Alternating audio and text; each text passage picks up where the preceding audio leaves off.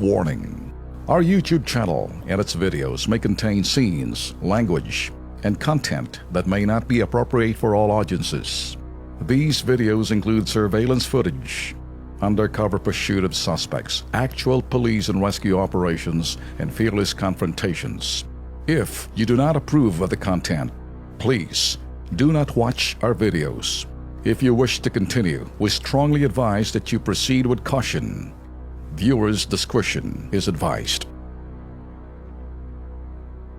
Eto muli natin pong balikan ang madilim na ekskinita dyan po sa kanto po ng Mendiola at Legarda na daanan po yan ng mga estudyante at commuter ng light rail transit dahil siguro kapag madilim, dyan po nagsisimula si Mando, yung mga mandorokot. Kaya dapat ilawan po yan. Panoorin natin.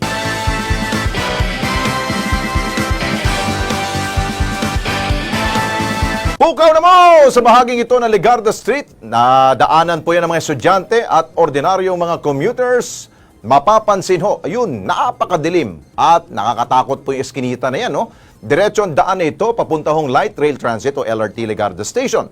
Ito lamang ang natatanging lusutan kapag manggagaling ka ho sa bahaging Quiapo at San Miguel, Maynila. Nakikitang merong isang poste ng streetlight po pero, ayun, walang ilaw. Pundido. No-show rin ang mga barangay peacekeeping force o yung BPSO maging ang mga kapulisan. Kaya tuloy ang iskinita naging regular daw ho na tambayan ng mga o si Mando. Madalas ho dyan nakatambay si Mando, si Mandurokot at mga kawatan.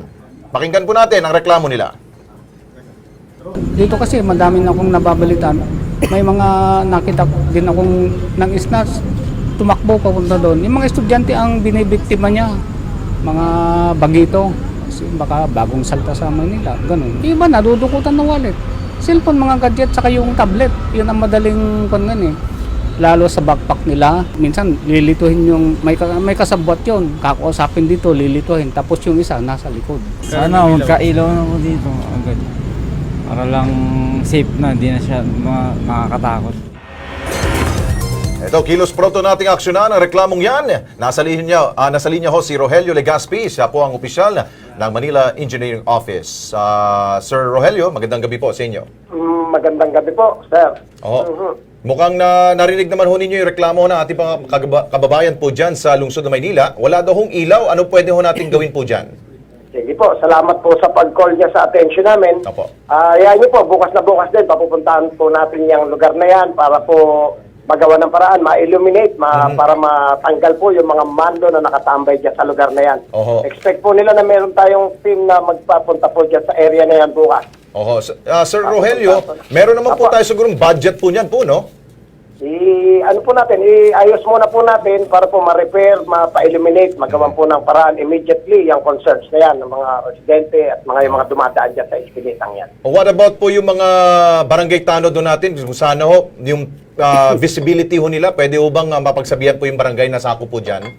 Pwede po, i-coordinate na rin po namin sa mga tanod para po yung visibility nila, yung pagbabantay nila sa area is ma-coordinate din po, pati po sa police natin po, kapulisan. Okay. Sir Rogelio, thank you so much po at magandang gabi ulit sa inyo po. Thank you, sir. Magandang gabi po. Maraming salamat. Eto, 2 araw matapos po nating ipalabas sa Kilos Pronto. O yun, lumiwanag na ho. Nilagyan na po ng ilaw ang Noy po'y madilim po na eskinita. Hatid ngayon ito ay kapanatagan sa kalooban po ng mga dumaraan sa eskinitang yan. Kaya maraming salamat po muli sa Manila City Engineering Office.